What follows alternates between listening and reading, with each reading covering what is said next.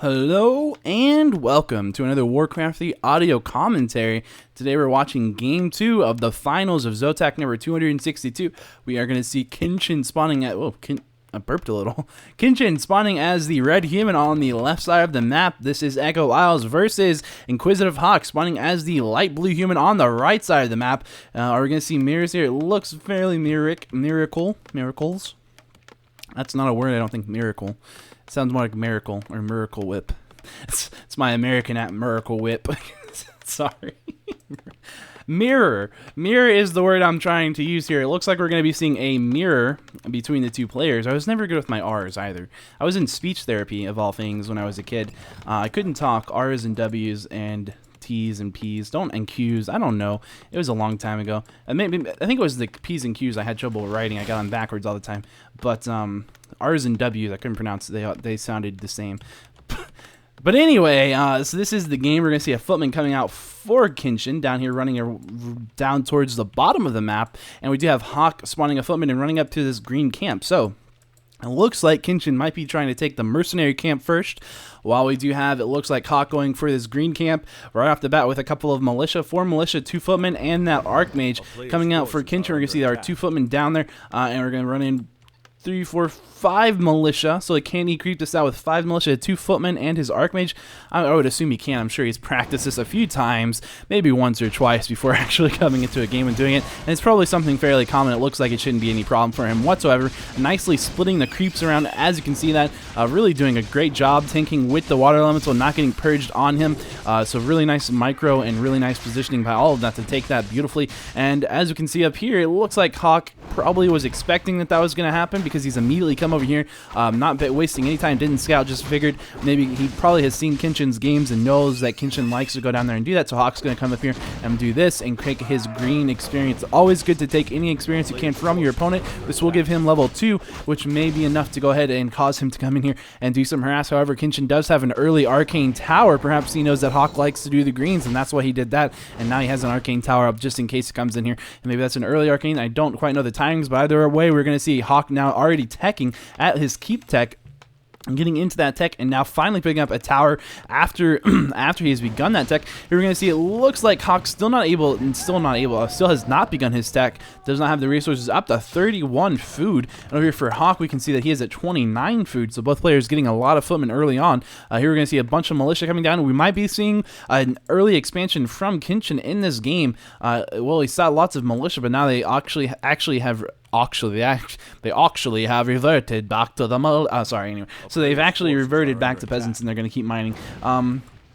So here we do see that Kenshin now picking up a 4-stroll berserker. His army is certainly stronger at this point. If he wanted to take an expansion, he could do so, no problem. But here we're going to see it looks like HawK actually coming down to creep out this mercenary camp with just militia and mercenaries. Really nice to do that if you have the micro for it. Of course, it's going to be difficult. If we watch this just a little bit as that skirmish over there goes down, we can see they're going to be able to do that no problem. And here it looks like now Kenshin coming down to creep out this ogre camp, this gold mine. Does have an ogre magi as well as 2 4-stroll trappers. Who's going to get the experience here? Of course, Kenshin's going to expertly pick that up, pick up a ring of protection +2 as well, and we're going to see a little bit of damage going off onto this 4-stroll berserker. Going to be forced to run back behind that gold mine, but here come in a bunch of militia from Kenshin as he wants to go ahead and probably expand here, because he still has not begun his tech. Now he's beginning his tech. Maybe he's just faking an expansion to make HawK think so. Now he's going to force HawK away, while HawK won't have vision. The last thing he saw was a bunch of militia coming down here, so maybe HawK is now thinking, well, there's an expansion. What would Kenshin possibly gain from this? I'm not entirely sure, but either way, we're going to see it looks like Kenshin picking up level 3. HawK already had level 3 from creeping out that mercenary camp with his militia and bringing in these mercenaries into this fight at this point. Kenshin does have these 2 peasants down here. Is he going to try to protect them or keep them out of the way? He must know that HawK is running in this way. Now he's going to start to run them away. It looks like they may be picked off. There's not a lot that can be done for Kenshin's militia or peasants at this point, as they are trying to get away. But HawK's army is right there, and it's going to swoop down just like a hawk would to a little mouse and just eat him whole entirely. Yeah, that's why his name is HawK. That makes sense. Anyway, so we see a footman from Kenshin hiding back here behind this mercenary camp. HawK just taking a quick little looker, not going to quite see it, and not going to have to worry about and Kenshin won't have to worry about losing that because the army has passed on. We do see a panda being picked up second by HawK. As HawK comes in here for the harass, we do see 2 more towers going up. This is a very, very slow tier 2 tech for Kenshin. only halfway through that tier 2, trying to keep this altar of kings alive. As you can see, all of these peasants are, let's see, that is 5 peasants, perhaps, yes indeed, trying to repair that, and one of them is going to go down right there indeed. A second one on its way going down. Over here we do see it looks like perhaps a shop has been killed by Kenshin, and Kenshin now trying to take out some of these militia and peasants, knowing that trying to defend his base against a panda as well as all of this is going to be quite futile. We do see HawK running in 2 footmen into his base. We do see several of these peasants have gone down from Kenshin. Kenshin's economy is in a bit of struggle now, but over here we can see a fairly similar situation playing out for HawK. Of course, HawK still has more militia alive, it appears, than Kenshin does. Kenshin could be in a really bad spot right here. As you can see, he has 1, 2, 3, 4, 5, 6, 7 militia alive versus 1, 2, 3, 4, 5, 6, 7, 8, 9 for HawK. It doesn't really make a big difference either way, as both players are going to be able to really just do as much damage as they really feel like right now. And it looks like HawK is going to be forced to TP back to his base. Are we going to see Kenshin TPing out? That Archmage is surrounded, so he's going to have to TP out, but he's waiting for some reason, just waiting, losing 2 of those mercenaries. It looks like maybe 1, maybe 2, I can't quite tell, but they have gone down. And now over here we can see for HawK, it looks like maybe 8 of these are alive. I can not really tell. I'm assuming there's 5. Look, yes indeed, 8. A 9th one on the way out, and over here we can see 5, 6, 7 up for Kenshin. So Kenshin being slightly worse off for the wear there. But who came out in terms of food count? We do see 33 food on Kenshin and 31 on HawK.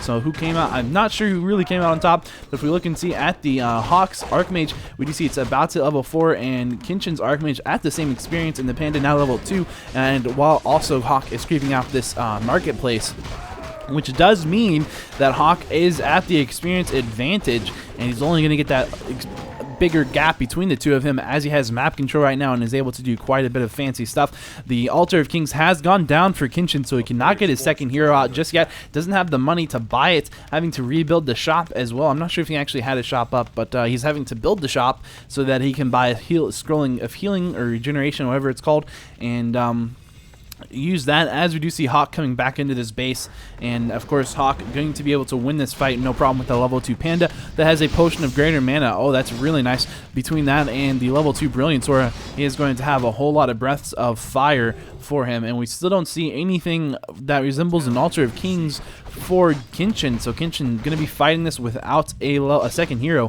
which is going to be very, very difficult, because of course the Panda does excel quite well against footmen with no problem. He's going to have to spread these footmen out a whole lot in order to keep them alive against this army. But in fact, it looks like maybe Kenshin or HawK is just going to back off. He does have, of course, some items, really nice items. As you can see, a Ring of Protection +2 and a Claws of Attack +6 on that Archmage. And of course, on that Panda, back to that greater healing or potion of greater mana, which is 300 mana, which is several breaths of fire. I don't know exactly how many breaths of fire that is, but there's some math involved there. But either way, we do see Kenshin actually itemless, and we're going to see HawK come down here and creep out this Murloc camp in the water right there on Echo Isles. Of course, this is Echo Isles, and I like the way it sounds, Echo Isles.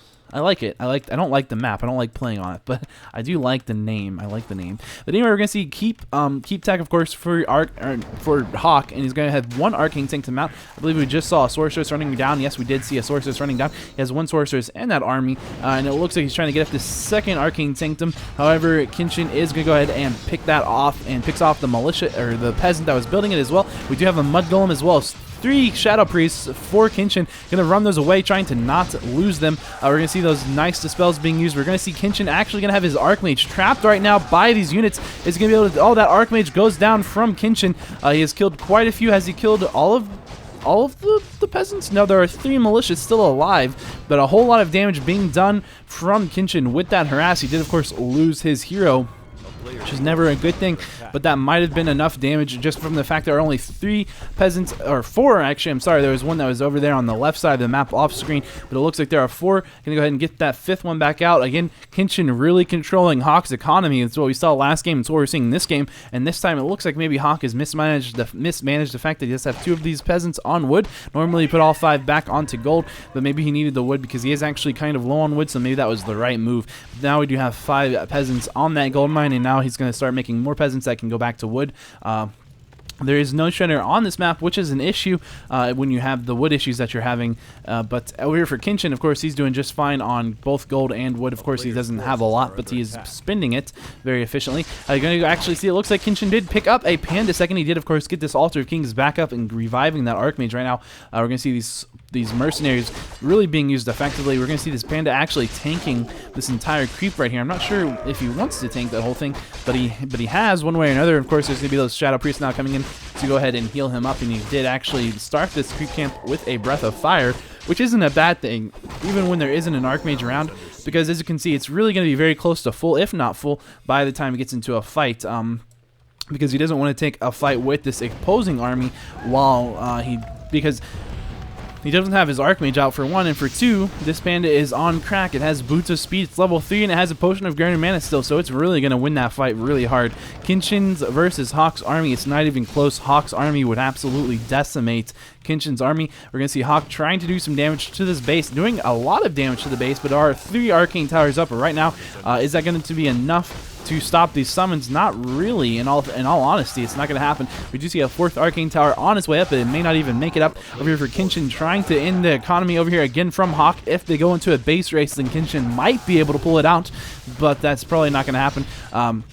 It looks more like what we're going to see here is a lot of these militia being killed for Kenshin, trying to take out these footmen. Yes, indeed, he might lose all but 2 of his militia in this fight, and he in fact did lose all but 2 of those peasants and militia, whatever you want to call them. Over here, however, for HawK, we're going to see all of his militia have gone down, and we do know that he needs to run away at this point. He really needs to get out of here, because otherwise he may get trapped. Actually, I guess he doesn't have to worry about that too much on that Panda, because he does have a Staff of Teleportation. He needs to use it fairly soon, though, if he's going to actually go for that, because he could just take a lot of nuke damage, and that would be a problem. Oh, it looks like actually HawK ran away his militia out of that fight. Really nicely done by him. Still has 1, 2, it looks like, yes indeed, 5 of the militia still able to stay alive enough to get right back into mining. So really nicely done by HawK. I didn't even see that happen. But for Kenshin, now trying to rebuild his economy once again, this time up to 4 Arcane Towers with a nice placement. Of course, it's going to be very hard to get a Breath of Fire that targets all of them. You have to run right here, and if you ran right there, of course, you would be auto-targeted by 4 Arcane Towers, which would take a lot of your mana away. He does, of course, no longer have that Potion of Greater Mana. He did use it. We saw him use it, I believe, over there on that base. We may not have, but either way, he doesn't have it now. He's level 4, and he does have a Gloves of Haste, and that Archmage is about to level 5 as well, and he has a nice Talisman of Evasion and 2 Claws of Attack +6, which brings his total damage up to +12, and his Ring of Protection +2, as well as that Talisman of Evasion. He probably is going to sell some of these items. I would assume to sell both the Talisman as well as the Ring of Protection. Yes, indeed, he doesn't need those items because he's not really fighting. He's not taking a lot of damage on that Archmage. What he's doing is fighting a base and towers, and against that, you do want those claws, but you don't really need defensive items. They don't really do a whole lot for you. Over here, we're going to see HawK getting his base harassed once again. Sounds like a Tome of XP was picked up, most likely for Kenshin right here. No, I'm sorry. It must have been for Jan. Not Jan, for HawK, because this is the only place you get a Tome of Experiences right there. Will this Archmage go down? It could potentially go down. He's going to try to Staff of Teleportation it out. Yes, indeed, he's going to be able to do that, no problem. We might see a Tome of Experience also being picked up for Kenshin. That would be nice, because he needs it, especially if his opponent got one who's already got the experience advantage on him. Nope, just going to be a Tome of Knowledge, which is nice. It's going to, of course, increase all of his stats by 1, which is really nice. It's essentially like half of a circlet without taking up an item slot, so it's one of the better items you can get, or tomes you can get. Not quite as good as a Tome of Experience, but better than the other ones. And if you've got the other ones, it's just +2 to any one particular stat. Those are, of course, the higher level tome drops.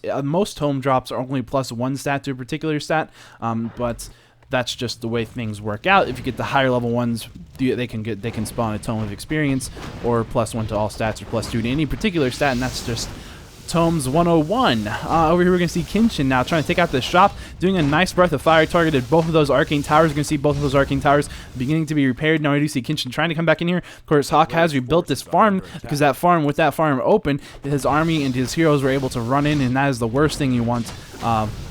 If you have an issue here, we do see there are actually 5 Arcane Towers, and now one has gone down, a second one about to go down.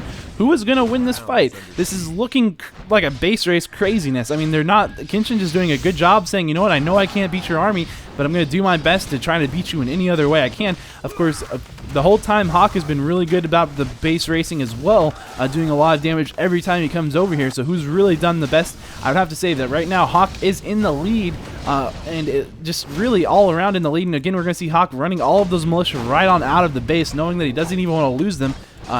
Maybe that's a better move than what Kenshin's been doing, because Kenshin has just flat out been losing all of those militia. We're going to see Kenshin trying to take out this keep. That's not going to happen. I think we might see a GG here from Kenshin, because as you can see, this base is totally shut down at this point, and he doesn't even have enough supply to actually make any more peasants, has no more peasants to mine with, and if Kenshin cannot kill this town hall, then there's really no way he can win the game without killing that, because otherwise he is just way too far behind, and it doesn't look like this is going to go down. There's way too many peasants repairing it, and this army is back. Level 5 on HawK's Panda, really powerful level 5 on his Archmage as well. If we look at the opposite Archmage, level 4 for Kenshin, and I don't know where his Panda is. His Panda might be back here at this base. Yes, indeed, fighting. Level 3 on him, but it's not going to make enough of a difference. Down to 24 out of 18 supply for Kenshin. He's in a really bad spot. He doesn't have a shop anymore, so he can't even get back his hero manas and stuff. And I'm going to go ahead and call GG. So game 2 going to HawK. If you didn't catch game 1, you can click right here whenever the annotation's up, and game 3 will be right here, right over here, and you can click that. So that is those games, and game 1 and 2, nicely done. What an interesting game. You know, with human mirrors, we do see a lot of different variety, though. Like, really, we do in terms of strategy. You know, I don't know how many we've actually watched that are pretty much even remotely close to the same. I guess I'm sure it's happened, but the ones that stick out in my head are all pretty different ways the games have played out. But who knows? You know, we still have 3 more games, and I know that much, and that may be spoiling a little bit of what's going to happen, but it's good to know there are 5 games, and so we'll see you guys in game 3, one way or another.